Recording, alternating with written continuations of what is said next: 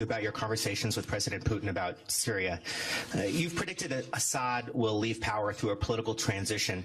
How will you compel Assad to participate in a political transition that leads to his own ouster? Are war crimes charges on the table? And how long will the United States wait for Russia to come around? And Foreign Minister Lavrov, if I may, your government and the United States government seem to be miles apart on the Syria issue, on Ukraine and other issues. Did you feel that you cleared up any of those issues you mentioned earlier today since you've had those discussions with Secretary Tillerson? Well, we did discuss at length the future role for Assad, whether it be in a future political process or not. Clearly, our view is that the reign of the Assad family is coming to an end. And they have, again, brought this on themselves with their conduct of the war these past few years. We discussed our view that Russia, as their closest ally in the conflict, perhaps has the best means of helping Assad recognize this reality. We do think it's important that Assad's departure is done in an orderly way, so that certain interests and constituencies that he represents feel they have been represented at the negotiating table for a political solution. How that occurs, we leave that to the process going forward.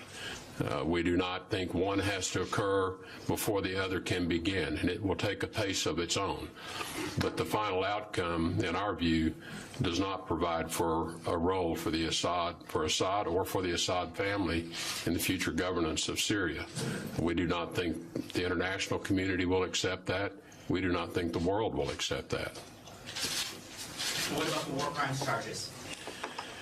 We discussed the issue that as time goes by and more evidence continues to be gathered, it is possible that the threshold necessary to charge individuals, including Bashar al-Assad, may be achieved. As you know, this is a very high legal hurdle in order to bring such charges against an individual. So I would not suggest to you that all of that evidence is in place, but I think the longer time goes by, it's possible that the case will be made, and there are certain individuals who are working to make that case. Ну, с своей стороны я хочу сказать, что I, for one, would like to say that I do not think that Russia and the U.S. At so great a distance that it cannot be bridged on many issues of the international agenda, both with regard to Syria and Ukraine. It's not impossible. In our introductory remarks with Rex Tillerson, we mentioned the agreements that are related not just to preserve and also to intensify the communication channels with regard to Syria and Ukraine. As for Syria and Bashar al-Assad, we have had sort of a historical background. Rex said that he's a new guy and he prefers not looking into history but to deal with the matters of today. But the thing is, the world is built in such a fashion that if we do not take lessons from the past, we will hardly be able to achieve success in the present. And I recalled certain situations when groups of countries, primarily Western countries, NATO countries, were sort of fixated on eliminating this or that dictator, an authoritarian or totalitarian leader, in order to oust Slobodan Milosevic, president of ex-Yugoslavia. NATO launched a war in 1999 in gross violation of the UN Charter as well as the Helsinki Final Act of the OSCE. The TV station was bombed, which incidentally is a military crime, however you interpret the Geneva Conventions. Residential areas were shelled. The Chinese embassy was also attacked. Civil trains roads and bridges were bombed. The shelling went on for 3 months. And then they ran out of targets that could be qualified as dual-use facilities. There was another dictator, Saddam Hussein, who was hanged after the invasion. We know how this invasion was justified. Since that, I think Tony Blair was the only one to repent publicly, admitting that it had been a fake, all the grounds for the Iraq invasion. There was another when Muammar Gaddafi,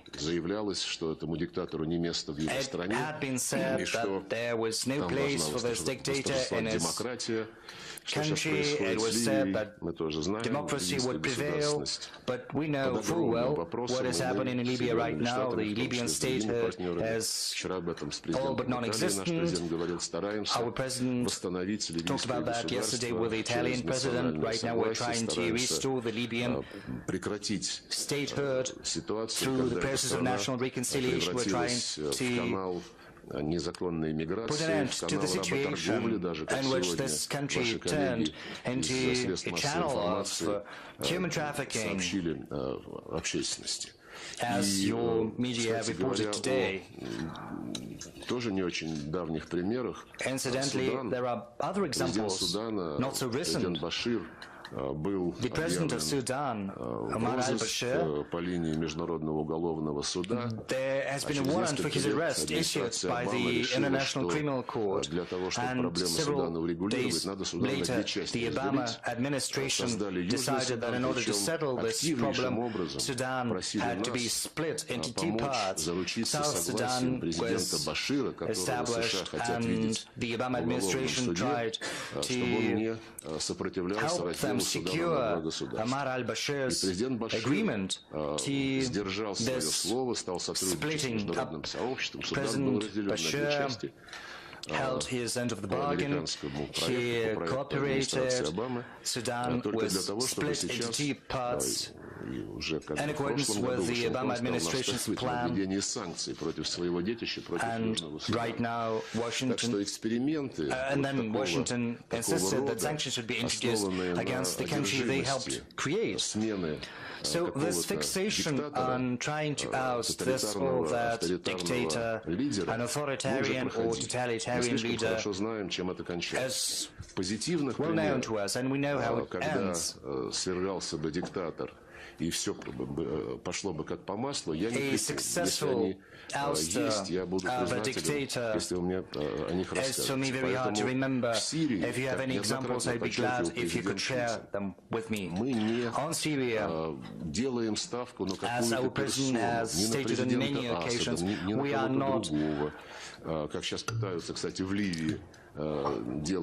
trying to put our hopes on anyone or on Bashar al-Assad or anyone else, as they do in Libya right now. We want them to sit at one negotiating table. As the UN Security Council resolution states, they have all to gather together. This has to be an inclusive inter-Syrian dialogue. And as the UN Security Council resolution states, the future of Syria has to be determined by the Syrians themselves, without any exemptions. The most important thing is not to eliminate a political leader from the chessboard, so to speak, but to agree on how the country is going to be built. It has to be democratic, it has to be secular, which is something the High Negotiations Committee speaks against. All ethnic and religious groups have to feel safe, have to feel represented at government agencies, and only if such a consensus is achieved, which has to be done through elaborating a new constitution, will the issues related to certain personalities be settled very efficiently without any tragic consequences either for the country or for the